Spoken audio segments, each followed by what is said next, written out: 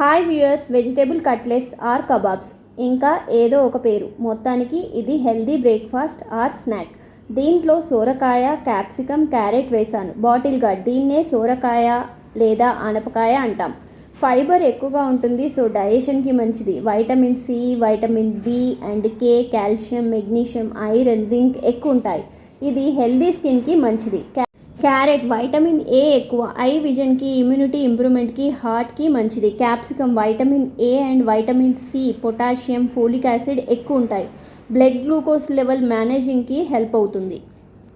Carrot, సోరకాయ తురుముకొని, capsicum సన్నగా కట్ చేసుకొని అన్నీ ఇలా మిక్స్ చేసుకున్నాను. మీరు క్యాబేజ్, బీట్రూట్, గ్రీన్ లీవ్స్ కూడా యాడ్ చేసుకోవచ్చు. తురిమిన సోరకాయ 2 cups, carrot 1 cup, capsicum 1 cup.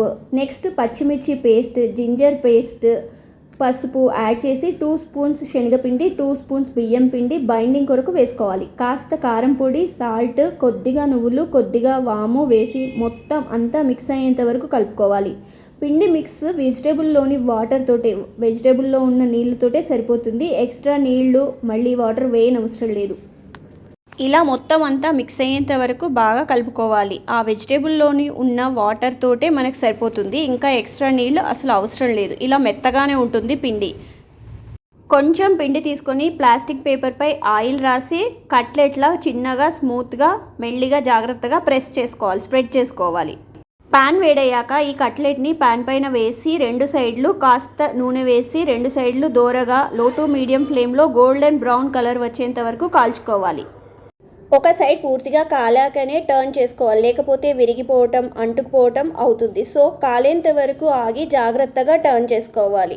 Healthy vegetable cutlet ready. నేను ఆనియన్ గార్లిక్ వాడకుండానే ఎక్కువ వంటలు చేస్తాను, ఎందుకంటే ఆనియన్ గార్లిక్ అనేవి మన సనాతన ధర్మంలో లేవు, ఆధ్యాత్మిక ఆరోగ్యానికి మంచివి కావు. చూడండి, వేడి వేడి కట్లెట్స్ రెడీ.